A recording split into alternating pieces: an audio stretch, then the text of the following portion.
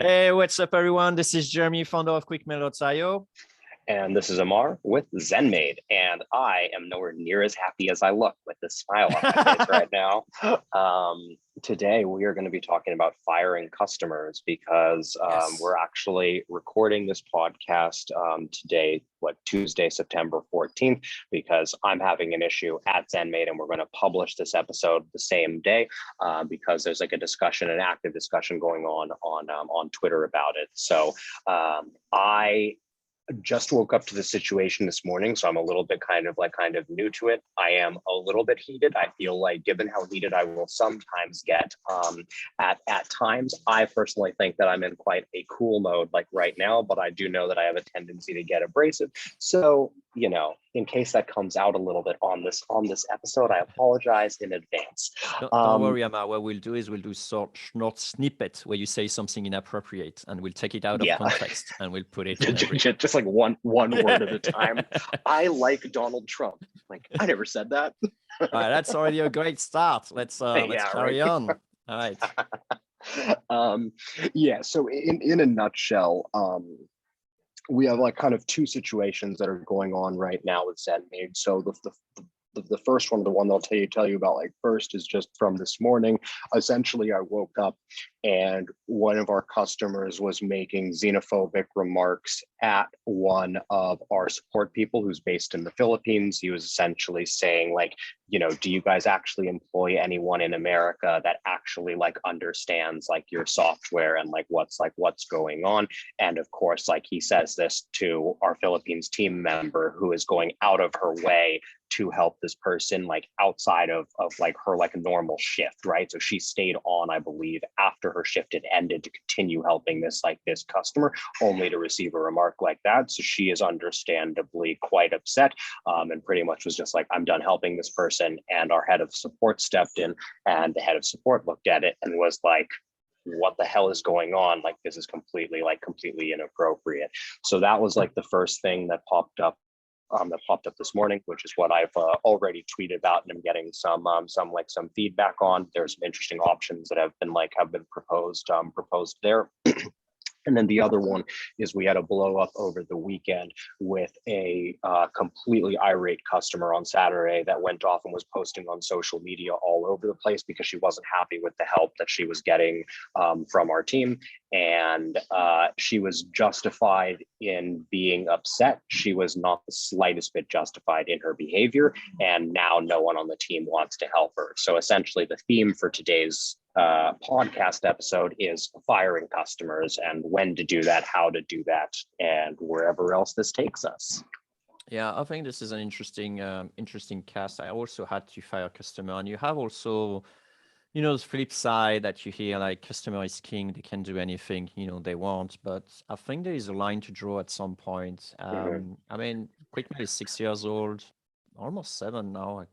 Time fly by, and I probably had to fire 2, maybe 3 customers. So it's really like some odd event that happen from time to time. And I think there are some lines not to cross. I remember, we can have like lots of war stories about customers. I remember one customer who actually tried to poach, I think it's the right word, poach, like, trying to hire one of my employees. Like, man, I really love how you're doing support. Do you want to work for me? And so I had to like put back into, the right track that customer. Didn't really have to fire that customer, but I did fire, a couple of customers that really went, insulting, the support people and so on. And I think the important point, I always look in those situations is that there's a need from people, like something is not fulfilled, like their software is not working, their expectations not working, and so on. And most of them, like you say, they are right in their own rights, and that's fine. The problem is when the strategy to solve those problems is actually just counterproductive in that sense, and actually just backfire, and it's like toxic, basically, right? Yeah, exactly. And there's what I've noticed is we've had a couple folks that we've had to fire like over the years, and oftentimes it's when they say something or they do something where I'm just like, I can't in good conscience ask any of my team members to continue working with you. I don't care that they're paid for it and that like that's their job. I didn't start this company for my team members to be abused by people or to just be working with abusive people. And that's kind of the problem, is that a lot of people go like, oh, like 99% of the time she's lovely. It's like, okay, but if that 1% of the time she's making my support people cry, then like, you know, you can't like keep her around. So yeah, the options that kind of popped up on Twitter with this, because my definitely like my instinct reaction was just, okay, like they're gone, right? They pay us $148 a month. I'm going to make $148 a month investment in my team's happiness, right? And like the ROI on that is going to be absolutely massive, right? I like that, yeah, it's not giving up $150. It's paying $150 a month to make my team happier, right? And I think that's important. I think that that when the team sees that, they're more likely to show up at their best every single day for the customers and for you, right? When they kind of like they see that. The other things, one thing that was suggested on Twitter to me that is funny, because it hadn't occurred to me, but I've actually done it before. So we had a customer that paid us $99 a month, and this was back when we were at maybe like 5K a month or something like that. And he started making like inappropriate comments about our team or whatever. And what I did in that case is I was just like, hey, you're welcome to keep paying us, but you're not welcome to contact our support team anymore. And we literally just blocked him from support, and he still pays us $100 a month to this day since 2014, right? Now, I think at some point we did actually allow him back on the system after someone else on the team had a conversation with them and was essentially just like, this is why Amar like removed you. You know, if you like, you know, can behave like more appropriately, we can allow you back on, but it's a one strike and you're out like thing. Like, you know, you don't get another warning like after this once we put you back onto support and kind of unblock you. So I was considering that like in this case. But the reason that we did that back in the day was because I didn't want to lose the $99 a month, and it was that important to us like at the time, right? And so that's why it was even an option back then. And then it got suggested today, and I was like, okay, like I can kind of see that you're still protecting the support team, but like for the person that made the xenophobic comments, I think that might be an okay solution there. For the person that was irate on social media over the weekend, you can't have a half solution like that, because she's just going to go back to social media if she's upset and she can't contact our support team. So in her case, I'm just like, no, I think we're just going to fire her, right? So now then, these are interesting reflection. I'm going to be a little bit more devil advocate. There is a big movement in America that get obfuscated, you know, very easily on, you know, you say something and it's already, you know, the cancel culture and all those sort of things. Now the question I'm asking you, and I know this is not the case, and this is not the case at QuickMail either, but what happened when a company starts, you have like too many support that get offended too easily, you know, one way or another. Do you think there is like, that could be a problem? Do you see that as a potential problem going forward?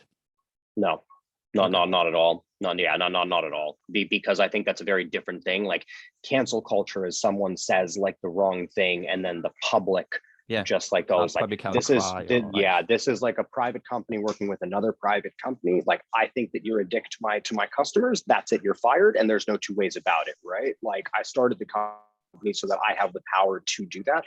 I do think that I would say to our team of like, hey guys, like, you know, we do like, you know, maybe like, you know, I understand that you guys are upset and like blah blah blah, but like I haven't seen that. Like in this case, the guy was 100% out of line, like no two ways like about it. I think that's a very different thing than cancel culture, right? Like, you know, I think that if they like put something on like on their personal Facebook that our team members didn't like, and the team members were like, we want to fire this customer because they said this like on Facebook, that I think would be a very different thing. That would be a very different different scenario. I could see that being a problem though, but I just think that it's a very clear cut when they say it directly to our support team in intercom and make like a, you know, why can't someone in America help me?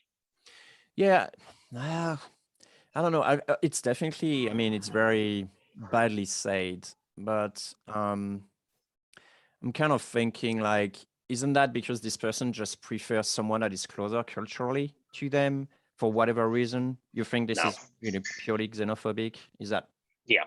Okay. Yeah, I would mean he's getting help on a problem in the software that's having problem with his report. I do agree. And That has then absolutely the nothing numbers, to do. yeah, Yes, that the I very numbers are agree. not matching up with it. Like the whole thing is like, I do not care why he made that comment. So the only other thing that I would consider here, I think, and I'm interested to know your kind of opinion on this, is I'm thinking about calling him in a couple of hours when he's awake in the US and go, okay, like we're working on solving like the actual like problem.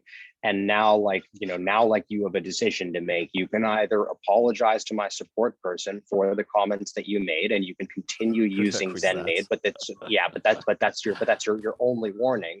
Yeah. Or if you'd prefer to not apologize for what you said, then like you've paid us through X date, and on that date your account will be shut down, and that's like the end of it, right? And like I kind of feel like that's like a thing because I do get that he was like frustrated, and it was only like one message that he sent over, and I don't think that he said anything like that before. He may not even realize how like xenophobic like that came across.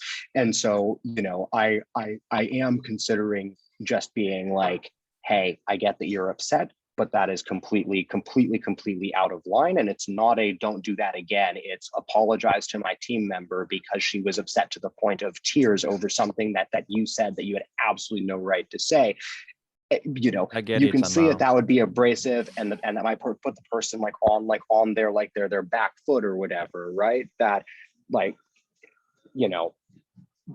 but I'm more thinking about like how this impacts my team. I don't really care about like the customer, right? That like this is more about protecting the team and making sure they know that they're valued by us. Yeah. I mean, the question itself shows, demonstrates some bias that this person has, right, one way or another. I do remember having to fire a customer because at that time we had Alvin. He was working in the Philippines. He was doing a really good job. And one of the customer was, starting getting annoyed because a problem wasn't solved a long time ago. And the comment I remember, I was trying to find the exact thing that happened, but now I just remember I can't find it back. We have too many tickets. And I think the thing he said was something like, how much are you paid anyway? You're paying $4 to solve my problem, or something like that, like really going on a tangent like that. Even for, Alvin was paid way more, but it was like, holy hell. And so I had to He's implying a low value. Yeah, exactly. It's like, dude, and then basically, that's Alvin. Alvin was like, he was really great at like, he's basically like water, you punch it and it just move a bit, but it becomes like very stable very quickly, and those people are great in support, honestly. Like they don't take things too personally, and it's, and it works pretty well. But I do remember like he said like, hey Jeremy, I feel uncomfortable with this ticket right now. I was like, oh, what's going on? Like for him to say that must have been pretty big. And so I read the ticket and it's like, dude, I got your back. Like, that's it. Like, don't worry about it. I'm dealing with it. And then, I was straight. I say, hey, dude, you don't treat our customer support that way. If you feel like you have to do it, I encourage you to look at our competitors. Here are the list of our competitors. Please go and see them. But I never want to see anything like that ever again from you. Otherwise, I cut your account without any warning. And sure enough, that person left on himself, but that's good enough for me. It's like they realized that he could do that. But I put very clear that the limits into which it's okay to interact. I had another one that was like slightly different, but I think it's closer to your one as well, where we had like an American guy and as well helping in support at that time. And then they were like sharing the tickets because of the different time zones. And so the customer was like, when Alvin was replying, it was like, can we get the other guy from America to reply instead? And then it was like, and that got me like under my skin as well. Like, doesn't work. And it's closer to your case exactly, I think. Yeah, exactly. And what's funny is that like I have absolutely no issue with that comment if they don't say the America part, right? There's nothing wrong with one of your customers going, I'd prefer to work with this person. And it's like, fine, you can work with that person, but you're going to wait longer for responses because they're not online as much. And like, if you don't want like one of our support team members to work with you, that's great. That opens up their focus to go help other people. But the instant that you say that it's because one is in America and the other is in the Philippines, that's where it becomes a problem in my mind, right? But which I mean, honestly means nothing with nomadic culture anyway. You know, we got American people working in the Philippines, and it's like, okay, so what, right? But it's interesting to think like, what would have happened the other way around? Like, I don't want to work with the Americans, guys. It would have been perceived the same way. That's a pretty like interesting question. Like, I don't want to work with Americans. I mean, it's definitely like xenophobia, like the exact same way. Who wants to work with Americans anyway, right? Yeah, right. See, that makes sense. But you see what I mean? Every time I hear something, I'm always trying to find the opposite. Like, would I react the same way if the question was opposite? I do that very often when there is like gender involvement. It's like, but would I do that the other way around? You know? Yeah. And often, well, not often, sorry. Actually, often this is the case. It's like, okay. So then I know for a fact, like, okay, this is not something I would tolerate. But sometimes like I'm questioning myself, like, is it a bias from my culture, you know, thinking like that, you know, instead of the other one, like, should you protect the woman or should you protect the man? You know, it's like, or like, you know, those sort of things is always kind of like borderline cultural stuff. Yeah, it's definitely an interesting one because they may change in 50 years, right? So it's always very difficult. Yeah, because when you ask like the American question there, I'd be like, oh, like, you know, that's odd, but I don't think that any of like our American like will feel team offended. members, they might be like, oh, like this person's like a dick, but I don't think that they would think that they were necessarily like racist or whatever. But like when I think about it, it is the exact same thing. It is the exact same thing. And so yeah, it's actually a very interesting question, because to me it's like, oh no, I wouldn't react the same way, but I should. Right. And that's kind of an interesting one to think about. So interesting. So should you fire your customer? Let's go back to the topic here. Like, should you fire your customer? And what are the reasons why you should fire them? I think there are a few things. I would say when they're actually working for your competitors, and that does happen. Like, you know, some people are, you know, paying QuickMail in order to do competitive research on behalf of another company, for example. When we discover that, then we fire the customer. That's easy enough. I wouldn't consider them a customer, like, to begin with, even if they were like paying you. Yeah, to me that's just like of course you remove them. Like, I wouldn't consider that firing a customer. But yeah, I definitely agree. The second one is obviously when well, this one is sort of arguable, because if you hear of, I mean, for me it's simple. If you abuse your customer support, you're out, right? That's simple. It's like, we are here to solve your problem. If you don't want that, then don't come and work with us. You know, simple as that. We're working with someone, not for someone. And then, but then you do have other people that claim that, you know, customer should be king and it doesn't matter, and then you should change stuff and so on. And I hear that a lot with never any caveat about like, but if the person is abusive, you know, do you still work with them? And then they never really kind of address that. But for me, it's a clear, you fire your customer if they are, you know, abusive, and you know, and then stuff. I don't understand like folks that don't do that. We actually, the most recent customer before these two that I'm about to fire, the most recent customer that we fired was being very rude and like disrespectful directly like to me, and then made some comment that essentially let me know that like she didn't know who I was, right? Which is fine, right? Like lots of people like don't, right? But it's like, hey, like just a heads up, like I'm the CEO and the founder, like no, you cannot speak with a manager about your issue because like I'm the boss, right? And her like all of her tone completely changed. You could see it on the text that she's like, oh, I didn't realize that I was talking to you. Like, and then all of a sudden she becomes much more like complimentary. She's like, oh, I thought, exactly. And she was just like, yeah, she was just like, oh, like I thought that I was just talking to some like, you know, low level like support person or like But or even if whatever. it's like Exactly. And it that gets, was my yeah, response to her is I was like, if that's how you're going to treat those people, like why on earth are you not treating like, you know, why were you not treating me with this sort of respect before, like before this, like this point? Like at that yeah, point, I'm just like, no, like you've shown your true colors, right? That like it's the same thing of like, you know, if you look at how people treat like waiters or servers, that oftentimes yeah, I tells hate you a that. lot about kind Yeah, of their personality, right? And I was just like, yeah, you thought I was low level support, so you're going to be an ass to me. And then as soon as you find out I'm the founder, well, then the software is great and you think it's really impressive, all the things that we've accomplished as a company. But, you know, yeah, it was one of those things that she thought she was talking to like a call center employee and just thought that like they're just paid to like let her like abuse them. And so, yeah. So I don't, yeah, totally on your end like that. On the flip side, how many times do I actually call support and the support don't have any power to solve anything? And ask you some dumb question that like, for example, I don't have internet, have you tried to restart your, I have a router, have you tried to restart your computer? It's like, dude, it's a router, right? So this stuff of that actually can go very quickly on your nerves. So it could be like a stream of bad experience, but still always give the benefit of the doubt when you're contacting a yeah, new company for that.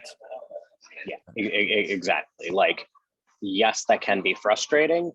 And there are acceptable ways to show your frustration and to That's vent your right. frustration. The And it's need is okay. valid, Yeah. the strategy is Mhm. wrong, and that's a Exactly. lot of those things. Yeah, exactly. Right. A lot of time I try to shield. Well, every time I basically have the back of my customer support, because they're here to Yeah. help, and that's the idea. If people Yeah. they're not here to be a punching bag, right? Yeah. Yeah. I've always believed in the mantra of like happy employees make happy customers. And that I always want my employees or my team members to be showing up and to be happy and to be looking forward to helping our amazing customers at ZenMaid. And when we have customers that are not amazing, I fire them. And like, it's like, it's pretty much like that simple. To me, it's very much protecting the team. It's protecting the team morale. But I also just think that our team shows up better for the rest of our customers when they don't have to deal with those douchebags, right? Is that it's not just that one interaction. That one interaction will ruin their mood for the rest of the day, which means that our other amazing customers may be getting less than ideal support because our support team is rightfully frustrated with a completely separate situation. And so, yeah. But honestly, it doesn't come up too much though. Like you were saying, I mean, you've only fired, I think, 2 or 3. For me, maybe it's like 10 or 15, but keep in mind that I've got 5 times as many customers. Well, no, I have 5 times the customers. Well, I have 5x the customers, right? Like I have way more customers and way more people that are going through the trials. So I think it's about the same ratio, right? So it's interesting. Plus, it may be, I don't know if it's industry basis or so on. I don't know. Or whatever, type of level of customer, because that's something for sure. When I was serving customer at $9 a month, I didn't have the same type of relationship in terms of the support and exchange that someone paying me, $100 a month. And yeah, exactly. More money, better customers most of the time. Honestly, that's what I see. Yeah. I think it's because people probably don't value, like on the other side, like I'm trying to be the devil advocate and, sort of like doing stuff, but most of the time I just agree with you anyway. I think we're on the same line here. I'm just trying to doubt myself, like figuring out like, is that really the right approach? Like, would that actually be better if we didn't do that and so on? But, like most of the time it's, it's a judgment call, and I don't want to live in a company where, clients are assholes, and then, so it's not why we started the company, right? Like that's yeah, the point of like being our own like boss or whatever, right? Is I'm just like, I never wanted to deal with that. Like I hated it when I was paid at companies previously and had to deal with that crap. And it's like the company shouldn't be working with this person, and I shouldn't be being paid to take this sort of like abuse or whatever. I don't know. It's probably not my angle. My angle was really to try to, have other people succeed, right? I want to succeed together. Whenever we have a customer, I want to be on their team. I want to, be in a winning team. That's why I'm actually building stuff. But I'm very competition driven, very champion links and stuff like that. One thing that I would do say is you have to make, and if you're listening to this podcast, because I'm tweeted or whatever, and you manage to listen so far, which is unlikely. But the point is, if you have to make a difference between people that are absolutely true assholes, like, example that Amar and I gave, and people that are difficult to work with. They're very different. And I'm actually very happy to have people that are difficult to work with, because they force you to get a better version of yourself, right? So those are people that say, come on, guys, the software is done. That should not happen. It's very important because X, Y, Z, and so on. That's difficult to answer in terms of support, but it forces us to get better, to put more system in place, to put and that's the customer actually value, even for sometimes they're difficult to work with. And I think it's a big difference having people that have high expectation of your product, of your service, and what they expect from you, and people who treat you like shit, right? And I think that's really two different things, and they're really not, they're not the same at all. Yeah. I still think that there's levels to that, like, how you were saying you want to work with winning teams and stuff. I'm more like, I want to make enough money and I want to enjoy myself along the way, and making more money at the expense of like my happiness or like fun. And I believe that like for like across the team, that I would rather that we have like, kind of like a medium success as a company and everyone is enjoying themselves, than have like an outstanding success where everyone is stressed out of their minds pushing for growth and all that, which is why I haven't done like the VC like route yet. Right. And so for me, it's like, sometimes those people can be helpful, but we will also oftentimes be like, hey, like, we get it. It's fine if like you want to let us know when there are issues, but there's also ways to go about doing this. And there's also times that you need to be patient with us. And that just because you tell us something 6 times doesn't mean that we can go and address it like immediately. Right. And so there's some people that are difficult to the point of, this is just becoming a headache, even if they're right. And so actually, it's funny because the point that I was going to make, persistence, but not necessarily expectations, right? So, for example, in QuickMail, there was at the very beginning someone who was mentioning, "Hey, it's great that your software stops whenever I receive a reply, but when I receive a reply from someone else in the team, then it doesn't stop and it keeps on sending the follow-ups. And so, I would expect that your software doesn't stop that." And it's point granted, and we solved that a long time ago. That's one of the first things we solved, but it was a hard problem to crack, and we could have just said like, doesn't matter, and then just let it sleep and stuff like that. So I think it's useful sometimes to have people that keep you to a higher standard, for sure. Well, but that person didn't sound like a difficult customer in the slightest. Like, I don't think someone giving us no, but when it happens 2 or 3 times to them, it's like, guys, you really should fix that. It's really becoming a problem, and then you see the sort of escalation that comes with it. And I don't like the idea of like the squeaky wheel gets the grease or whatever. Like, I hate that. I hate that the people that are the most vocal get like the special attention. That bothers the hell out of me. Like, to me, the people that are like, yeah, we don't contact you. Like, we contact you once a year when we have an issue. I want those people to have an amazing experience. Like, someone contact us 6 times, we've already told them, hey, we're not going to do this, or like, we can't fix this like just yet. To me, that's just annoying and is out of line. Right. If we've already responded to that. Right. But like, I definitely see what you mean about like getting feedback from people and stuff. That's what I meant. But, you definitely, because if they repeat it 5 times, it's because it's becoming like a critical issue for them. Right. But I do get, I don't prioritize based on squeaky wheels. You're absolutely correct. Yeah. Well, but if they're following up 5 times about it, my question would be is, how did you guys respond the first 4 times? Because if they send 5 messages about the same thing, when we told them when it came in the first time of, hey, here's an alternate way to do that because we're not going to be able to fix this issue immediately, that to me is if they were to continue following up and complaining about that when we've already explained that's where it kind of crosses the line from this person. That's a different thing. I agree. Persistent to like a problem customer. Like, we had some squeaky wheel, and then sometimes you just have to make it very clear to people. It's like, okay, I hear you. We're not going to decide to do that. So what do we do next? Yeah, exactly. Right. Exactly. Yeah. But I think what you were saying though is, go. I'm saying like basically there's a lot of granularity in each cases. There's not like one size fits all. Like tickets are very often on a individual basis. Like, this ticket, this is how we're answering, and if this doesn't go well, which is probably what makes support not so like process based. Like, you got a tree, and then you could see people saying like, okay, what's next? Should I answer based on that kind of thing? we kind of have that internally at some point, and obviously each case is very different on how we're handling and or tolerance of what makes it okay or what makes it not okay, I guess. Yeah, absolutely. And then something that I feel like has changed for me a little bit like over time is because like I feel like I've gotten a lot more emotionally stable as like the company has grown and I've grown with the company. And I know, Jeremy, you're thinking like, this is you emotionally stable, like Jesus Christ.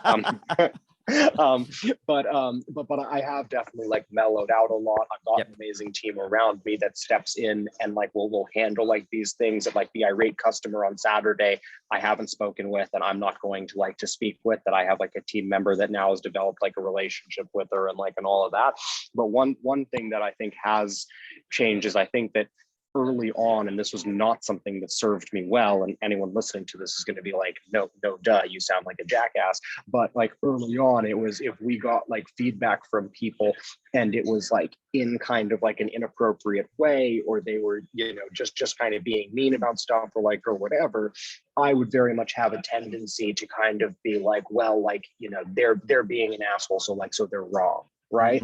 Or like essentially be like, we're going to fire this person, to like kind of not listen to their feedback. And so the book Principles really helped me with that, where he talks about like, you know, we always assume within the company that people are communicating with the best of intentions, and that even if they're not communicating well, what they're trying to communicate is going to be valid. And so kind of looking past this person was unbelievably rude to me and looking at, okay, but like the point they're making was valid. And so in both the cases that we're talking about from Saturday and from this morning, both of these customers are well justified in being frustrated, and they've identified very specific problems in the system that we absolutely have to fix, but they're not justified in the behavior after after that point, right? And so and so that's something that I think, at least for me, I feel like that's a big sign of like of personal growth for me, that I've got this where I'm talking to the head of support and going like, okay, like, are we going to fire this customer? Who's going to do it? How are we going to do it? And I'm also talking to the technical team at the same time and being like, hey, guys, can we can fix you, like, that so it doesn't happen again? Of course. Exactly. Make sure no one else has this experience, but that customer should not remain on the system. And so, yeah, that's something that I feel like in that sense, these sort of situations will almost always make the company stronger. No, absolutely. And I think the ability to, well, or basically the experience, if we keep on jumping whenever something like that happened, then, you won't be emotionally stable at all. And that you can't keep doing that. But what's interesting is you always, you basically defend what you think is important to you as, personal core values. When people try to defend, their honor or their ego, then obviously they're probably defending the wrong thing, at the end of the day. That you should be defending your team, your product, your vision, your whatever sort of thing. The culture you put in place, like I'm being very aggressive toward, making sure culture is very protected. But yeah, it's basically whatever is important to you. That's what you defend. And when you think that, when you see some CEO founders that defend trivial things, like either you're fighting too many battles, or you're just like, trying to put the emphasis or your energy on the wrong things. So you have to, pick up the things. But yeah, I agree with you. Fire your customer when they're rude. Is there any other reason why you would want to fire customers? It's not so much fire customers as maybe decline leads before they become customers. That, like, I just had that with like a company in Australia that reached out, and pretty much their first message to us was, your software is ridiculously overpriced. It's not that valuable. What can we do here? I was like, yeah, like, you're not a good fit. Like, I don't really care. Like, I mean, whether you like software or not, if you're going to lead with send that, you you're an not invite to Google Drive and then, delete. Yeah, exactly. Those are funny. It's the same for me. Like, it's pre-qualifying. Like, people just ask like, your software says you can only send 1,500 emails a day on one inbox. It's like, yeah. Yeah, we're not going to change that. exactly. But we're looking for 10,000 per day for one email. It's like, okay, wrong fit. Yeah, Yeah, sort of thing. yeah, exactly. So yeah, there's some stuff like But those that. ones And then are other not than that that, hard unless you haven't nailed down what your market fit is, But I mean, really talking about yeah. people giving you money and then you refund them. I think I refunded a few customers because of that, because Mm, of firing them. yeah. The only one in the but I don't really consider this to be firing them, but we're definitely having some issues with ZenMaid right now where we have over time we've always had a couple of users that will just constantly be having problems on the system. And there are times that we just can't figure out why. And we don't know why it's affecting them specifically. And so we have had a couple of times now where just because we're like, 99% of our users are happy and we have 1% that is just like causing like all of the problems here in the support team. And like, we can't spend the time deep diving into these accounts like to get them fixed, right? Like we just have too many other moving parts, too many other things that we need to be doing. And so with that, it's not as much firing the customers, but like essentially what we've started doing is we've started going like, hey, like we're going to migrate you to a brand new ZenMaid account to see if that fixes the issue, because we can't figure out like what the actual problem here. And if that doesn't fix the issue, then we're going to refund your money and we're going to actively help you move to another solution, right? An RVA team will go into the other solution and we'll build out their schedule for them and we'll do that. Wow. And we give them a very concierge, like, we're going to pass you off to someone else. But that's when we're very clear of just like, look, like we don't know what's going on in your account. Like we can't really spend any more time debugging this, and we don't want you to continue having this experience. So I think that's a very different thing than firing, but it is very much giving up customers that would probably continue to pay us, but they continue to pay us for 2 or 3 months. They'd be unhappy the entire time, and then they'd find someone else. Interesting. I mean, for me, it'll be like, I'll be trying to find out, by any means what is wrong, and I'll be trying to, but yeah, it's my engineering mind, right? Yeah, exactly. When people are not tech savvy at all and they don't know how to do things, like it's, we try to help as much as we can, but if it is consulting work, like, hey, how should I write that stuff and so on, we try to say like, try your Facebook group and ask the question there, for example. So we have some strategies for that. I do remember I had to fire one guy, and this was an absolute mess actually, because that person was actually using it was in a Canadian person, and in Canada they have some cancel, some special rule or regulation to prevent some way of using cold outreach.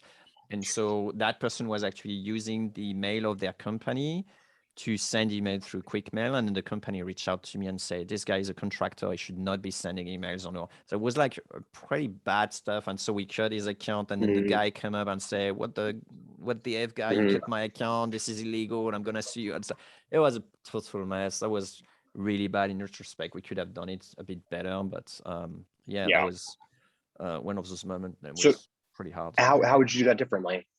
Just like the quickly, first thing like I what would would do you have done differently? is, instead of like doing knee-jerk reaction, I will say to the company, I'll say, look, this is his account, this is his credit cards, you have to deal with him specifically, and then in the same time I will actually CC the other guy. But yeah, that was pretty bad, because he was using the same, they were the same domain name, of those things he was using, and it really was up to them to really close his email account, not up to us, honestly, at that point. Yeah, exactly. But I think he stole the list as well from them, the list of prospects from them. So there was some legal stuff involved, and honestly, I tried to solve it where I should have been more the facilitator than actually the person taking action. Gotcha. Yeah, that makes perfect sense. Yeah. Okay. Cool. Interesting. Yeah, I feel like it was pretty good discussion on this stuff.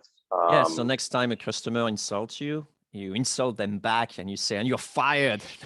Obviously, don't insult back, but you can fire them, right? Yeah.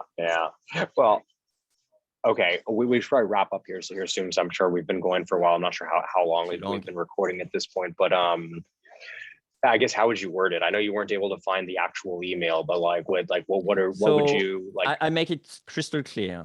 I always try to remove any confusion. Like, a lot of people will do things like, oh, let's try to beat around the bush. But I'll be extremely strict. I'll be like, hey, Amar, I just want to let you know that writing this sort of things to your support is not okay.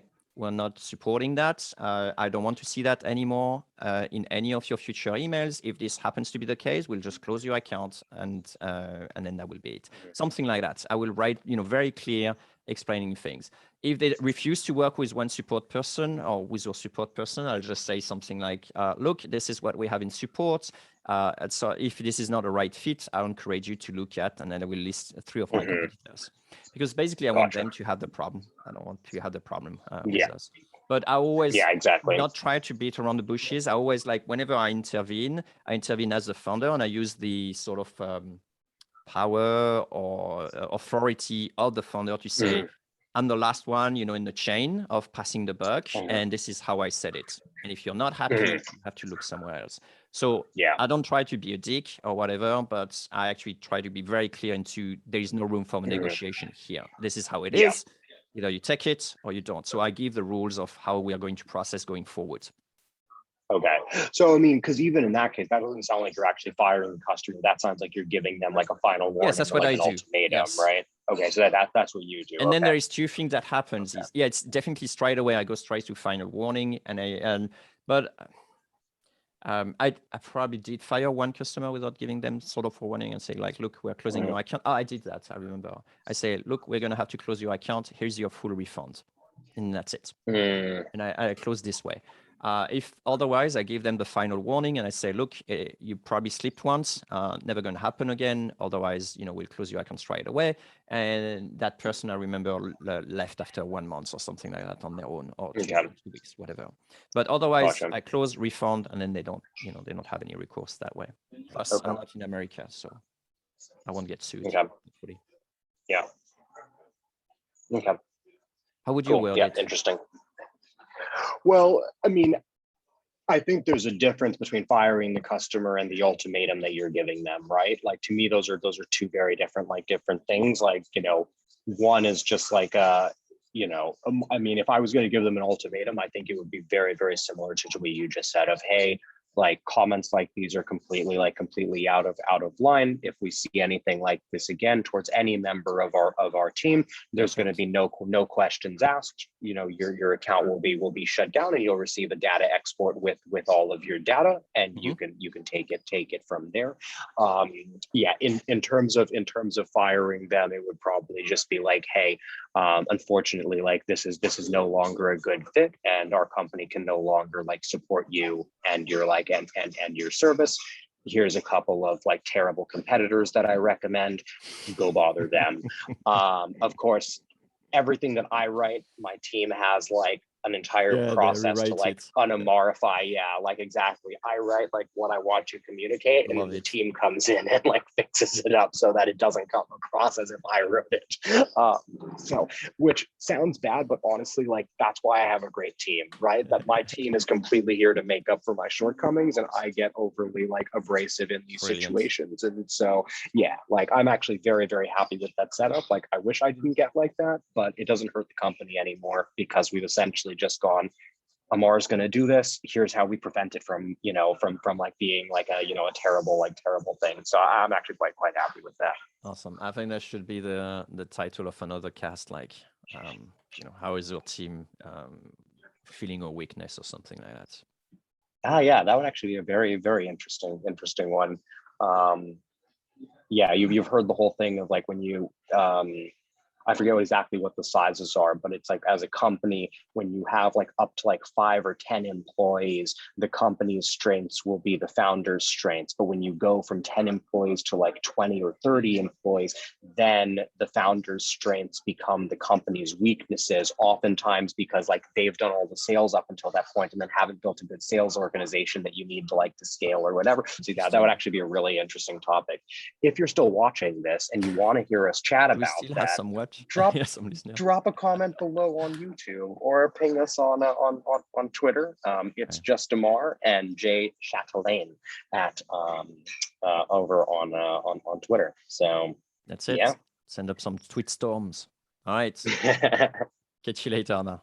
Bye. All right. See ya.